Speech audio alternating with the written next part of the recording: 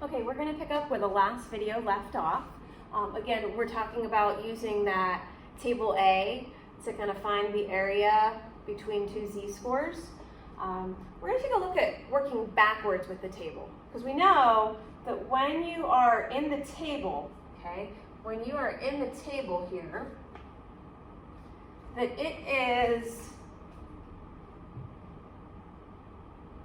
all of these numbers on the inside of the table, those represent the area, okay? The z-scores are what you pull together along the left row and the top column, okay? The problems we're gonna look at today, we're gonna be given this area and we're gonna need to work our way out backwards from the table to find the z-score, okay? So let's try this here. It says the height of 3-year-old females is approximately normally distributed, okay? And so, again, you always want to hone in on the fact that if they mention that it's normally distributed, that's when they're giving you the thumbs up to use this table A, okay, that standard normal table. It says the mean is 94.5 centimeters, the standard deviation is 4 centimeters. So I'm going to take these three pieces of information, the shape and the center and the spread, and I'm going to use that notation that we use a lot in statistics to kind of abbreviate here. N for normal, the mean is 94.5 centimeters, and the standard deviation is 4, okay? Now, it says, what is the third quartile of this distribution, okay? What is the third quartile? Okay, and so what this is really saying is we're looking for the area, or they're telling us that the area to the left, okay, to the left,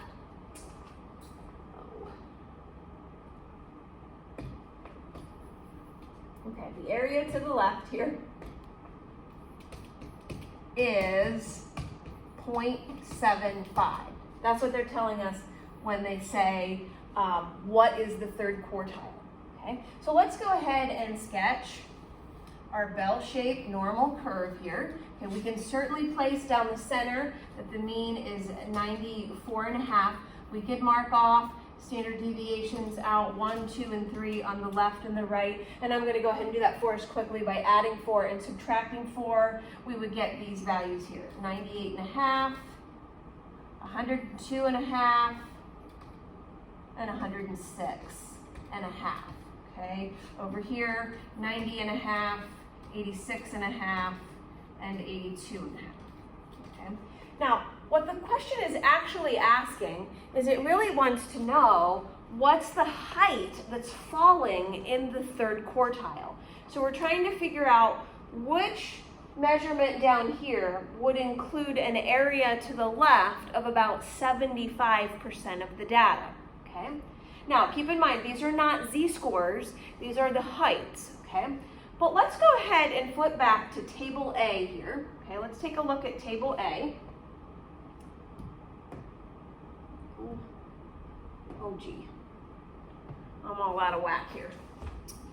We're going to go to table A, and we're looking for an area in the middle that's close to 0.75. Okay, you're probably not going to find 0.75 exactly, but you should get something that's pretty close to it here. Okay, pretty close to 0.75 here. Okay, so again, that's not the z-score, it's this area in the middle. So, like right here, these two, this one goes at about a little bit over 0.75, and this one's a little bit under 0.75. I think this one is closer to 0.75 than this one. So I'm going to use that area. It's going to let me write on this or not here. Okay, I'm going to use that one. And then I'm going to work my way up to the top and all the way over here to the side. And I'm going to say that a z-score of 0.67 is roughly a z-score that includes about 75% of the data to the left of it, okay? So let's go back to that. 0.67 is our z-score here, okay? 0.67. Okay. So remember, our z-score formula is this formula here, okay? And I know we just discovered that a z-score of 0.67 would include about 75% of the data, okay? Now, what we're really interested in knowing, though, is we're really interested in figuring out what is the value of that piece of data that includes 75% of the data to the left of it, okay? So if we can take the information that we're given in this problem and plug values in for z-score, we know that, 0.67. We know the mean is 94.5 centimeters, and we know the standard deviation here, that's 4, okay? And if we just use algebra to kind of work backwards here, we'll multiply both sides by 4, and then take this negative 94.5 and add it to the other side. We end up discovering that that piece of data that's located at a z-score of 0.67 is roughly 97.18 centimeters. So I'm going to place that on the graph. Certainly feels like we went about this problem backwards. I wasn't quite sure at the beginning where to place it. Oops, sorry, this is so sensitive. Okay. But now I know really where to place it. 97.18, I'm going to say that. 97.18 is roughly there. And then I'm going to shade in all of the area to the left of that. So a 3-year-old girl whose height is 97.18 centimeters, she's going to be taller than about 75% of other 3-year-old girls, okay, is what that's saying, okay? This is called working backwards because they're giving us the area and we're needing to use this z-score formula to help us, and the table to help us kind of work backwards to get that value there. So let's try one more of these, okay? It says the heights of AP Stats students is approximately normal. Okay, there's what we want to read. They're approximately normal. The mean is 73 inches, standard deviation 5 inches. Okay, I'm going to go ahead and take this information and kind of throw it together. Shape, center, spread. Okay, we want to know what height is at the 91st percentile. So that would be area to the left of that height would be 0.91. Okay, area to the left of that height would be 0.91. Okay, so I'm going to draw a quick curve down the middle. We're going to say 73. I'm going to go ahead and mark these off quickly for you here. 78, 83, and 88.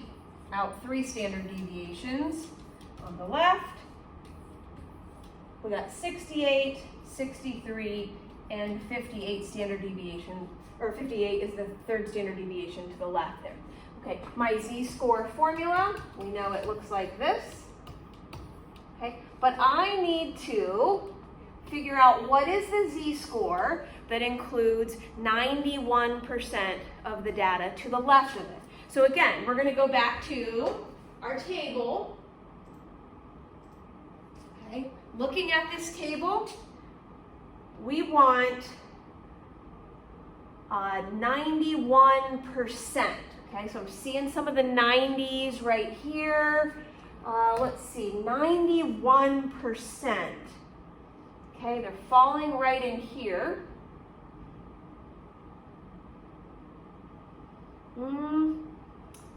Oh, that's really close right there. 0.9099, that looks pretty good, okay? So I'm gonna go out here, I see 1.3. I'm gonna follow this up. Looks like the z-score that's gonna include roughly 91% of the data to the left would be a 1.34, okay? 1.34. So I'm gonna go ahead here, plug 1.34 into that's my z-score that includes 91% of the data to the left. I'm looking for what is that actual height. So I don't know that. Okay, and then I'm just going to use algebra. I'm going to trust that you guys have strong enough algebra skills here that you can multiply both sides by 5, add the 73, and we get that this AP Stats student that's landing at the 91st percentile should be 79.7 inches. I'm going to go ahead and place that roughly here, 79.7 inches, and I will shade that in. That person that's that tall in the stats, AP Stats here, would be taller than 91% of the other students, okay? All right, let's go ahead and flip to the next page because I want to start to introduce you to how you can do these problems on your calculator, okay? It's always important that you have your calculator handy, okay? There are 3 things that I'm going to demonstrate for you here on the calculator. I will tell you that this feature, Normalcdf, it is not used much, okay? This is for how you're calculating what the odds are of one specific event, not an area like less than, greater than, or in between. So we don't really use Normalcdf a lot, but you're going to see it on the calculator, okay? What is used all the time, and you guys have a little bit bigger margin on your paper than I do on mine, is Normalcdf and InvNorm, okay? These are used a lot, okay? Because in all honesty, I think that you are going to end up using this calculator feature more than you will table A that we've been spending a lot of time on, okay? It just is going to save you time on the AP test if you do that, okay? So here's how this works, okay? Normalcdf is used when you are given values, okay? Either z-scores or like we just did with certain heights, you want to find what's the probability that someone will be between these 2 heights or less than or greater than.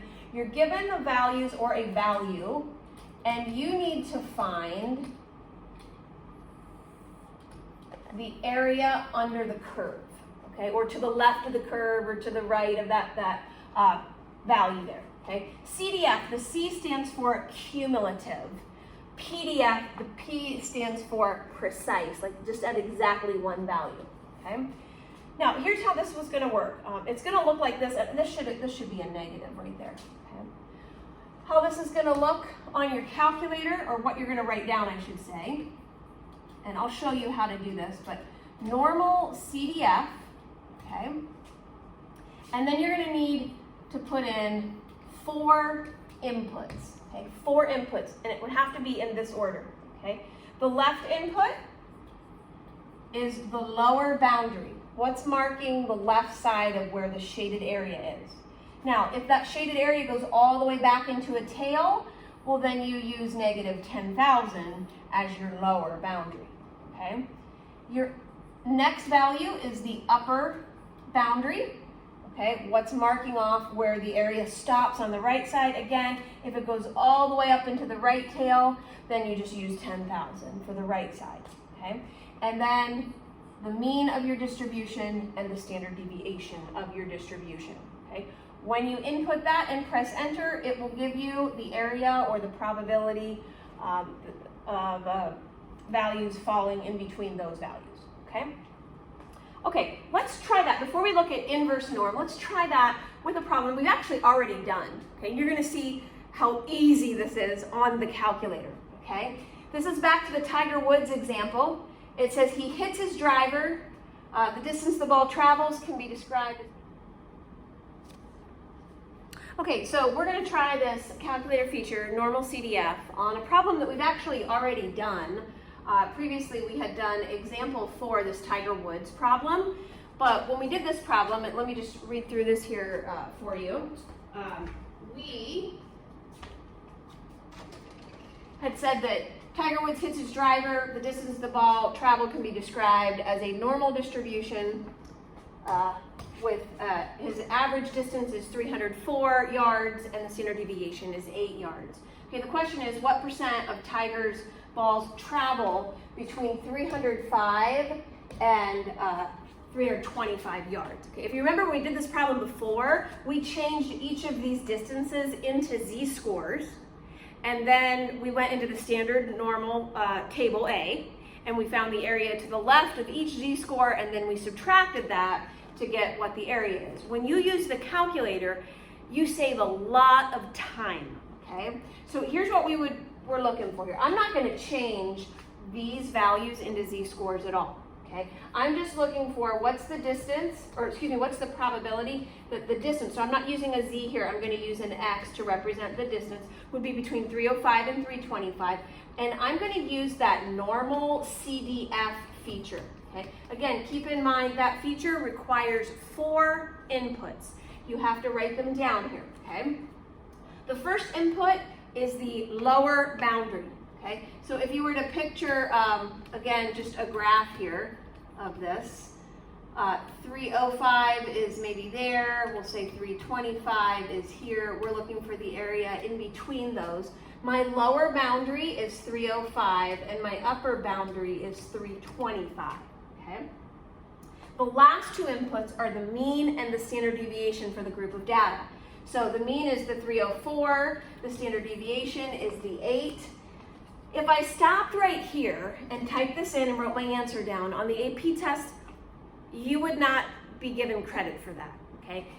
They, being the graders, need to know that you know what each of these 4 values is representing. So you have to label underneath them lower, for that is marking the left side of where the area starts, upper, for that representing where the area stops on the right, and then mean, you can just use the mu symbol, and sigma for the standard deviation.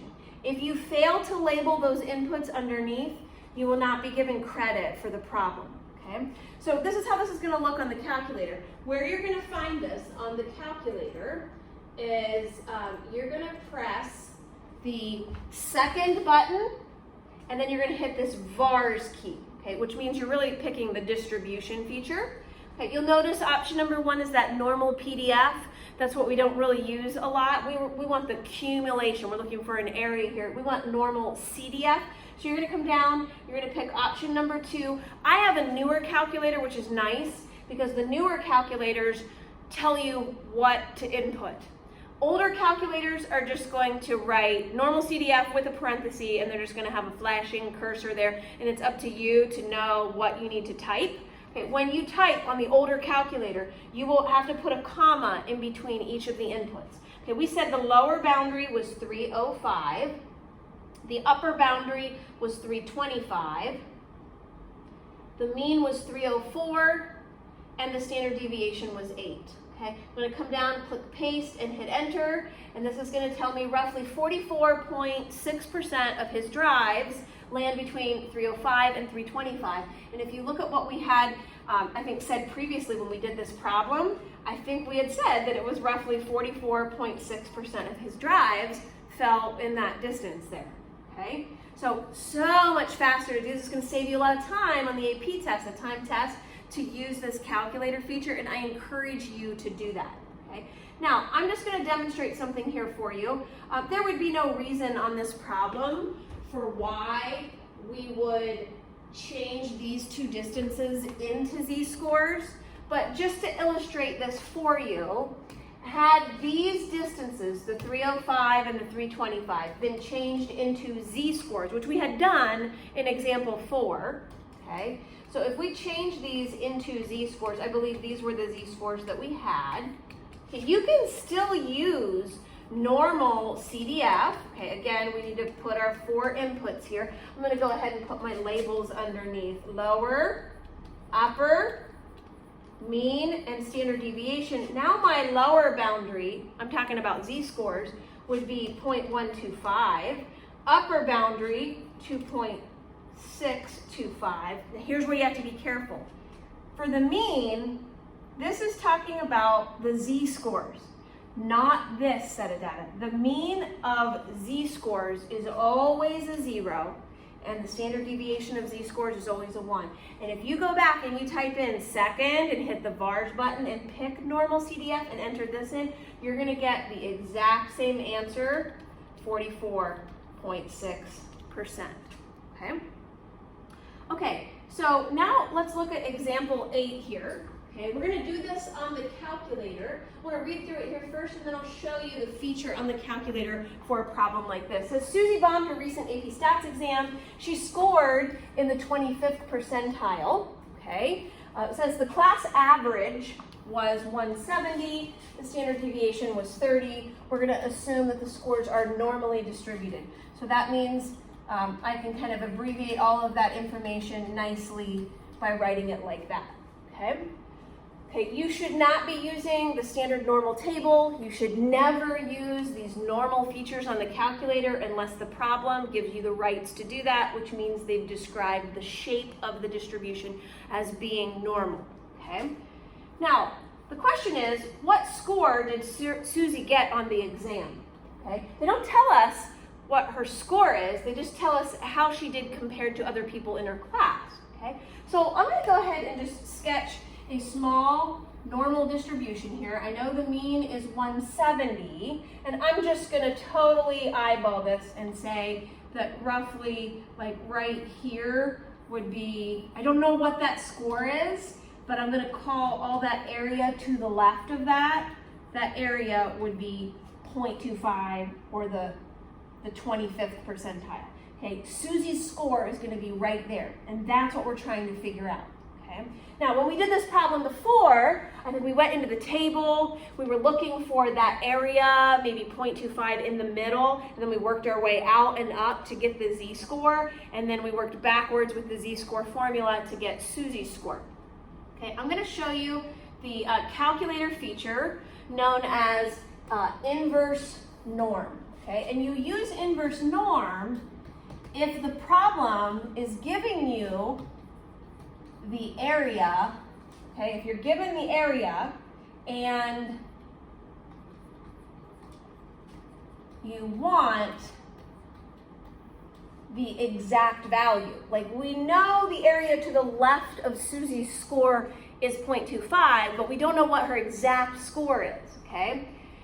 Normal CDF is when we know those exact boundary lines and we want to know what the area is. Okay, so that's why this is called inverse norm. Okay, this is how the inputs look. You need to write this down on the calculator. Instead of 4 inputs for this, it's 3. Okay, the first one is you telling the calculator what the area, this is very important, what the area to the left is. Okay, so this is the area to the left is what goes right there. Okay. So if this was a greater than problem, you would need to recalculate the area to the left and make sure you always put the area to the left there. Okay, so let's try this with this Susie example here. Okay, we know the area to the left of her score is a 0.25. Okay, so I'm going to write down, this is my calculator feature, inverse norm. I need 3 inputs. My first input needs to be the area to the left, 0.25, then the mean, which is 170, and the standard deviation, which is 30. Okay, now, how does this look on the calculator? Oh, it's not going to let me do that. Okay, on the calculator, you are going to press second vars, and you'll notice option 3 is that inverse norm feature. Okay. Again, my calculator prompts me for what it wants me to type in. Older calculators, you will need to put commas in between each of your 3 values. Okay. I'm going to come on down here, hit paste, hit enter. This is roughly what Susie's score was, a 149.77. Okay, Susie's score was a 149.77. Now, what would have happened if instead of 170, I put 0 here, and instead of 30, I put a 1? The answer the calculator would have given me would have been the z-score that includes 25% of the data to the left, okay? If I just want to go straight to what is Susie's score in this data set, then I should be using the numbers for the mean and standard deviation from what the class average is and the class standard deviation, what those scores are here. Okay. At the bottom, there's a little summary here that shows you, again, just some examples of how to use these calculator features. I just want to look at this example here where it says what percent of the students scored above a 180. Again, this is using the information from the previous example, Susie's class. Okay. If you were asked this question, okay, What percent of the students scored above a 180? Remember, the average is 170. I'm just going to say roughly, let's pretend that's where 180 is. The area would go all the way back into that tail. You would use normal CDF. You would need 4 inputs: lower, upper, mean, standard deviation. My lower is supposed to be what number marks the left boundary of the shaded area. My upper should be what number marks the right side of the shaded area. Anytime this goes all the way back into the tail, then you're going to pick a really big number. 10,000 typically does it. 10,000 as the right boundary, 170 is your mean, 30 is your standard deviation, and I'm not even sure what this answer is, but you would type that in and get your answer. I just wanted to talk through what you use for your upper boundary if it goes back into the right tail. By the way, if it's a left tail, we're going to look at that as just an example on the next page here. Okay? Okay, on the next page, I'm basically giving you a problem, and I'm wanting you to calculate the area 2 ways, okay? I'm wanting you to calculate the area by using the table, and then I'm wanting you to do it by using the calculator, okay? Again, when you see a problem mention that the proportion of observations from a standard normal distribution, that word standard, that means we are talking about z-scores, okay? Z-scores here, okay? So we're looking for what's the area in between a z-score of negative 1.25 and 0.87, okay? I don't think this was filled out on your notes page, but if you want to copy these down, that's fine here. Okay, we're just going to say roughly there's where that z-score is, here's where this z-score is. I'm going to shade the area in between. Okay, and you can see we would have used the table to look up the areas to the left of each of those. We would have subtracted them. This is what we come up with, like 68.54%. Okay, now I want to do the same problem, but I want to use the calculator feature. Okay, if you want the area, that's what you're looking for, you use normal CDF. If they give you the area, then you use inverse norm. Okay, so I'm going to label my inputs. I do not want to forget these labels on the AP test. It would be tragic. Okay, my left boundary, negative 1.25. My right boundary, 0.81. Now think about this. The mean of z-scores, 0. Standard deviation of z-scores, 1. Okay, and this comes out to actually 0.6854. Sometimes these are off just a little bit, slightly. On the AP test, on a chapter test in here, I would accept either method, using the table or using the calculator. Okay. All right, so in this example, I went ahead and did the table portion for you. We're just going to see if we could do the calculator for finding what the area is to the right of a negative 0.68. Okay. Again, this is a problem where we want to find the area, so we're doing normal CDF, okay, lower, upper, mean, and standard deviation. Okay, my lower is the negative 0.68. The upper, go ahead and just throw 10,000 in there, going all the way back into the tail. 0 and 1. Okay, this comes out to,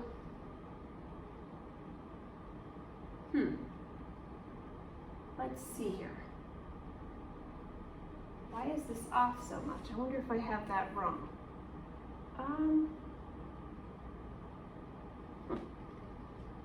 0.6958 is what I'm getting for this, which has me questioning this up here.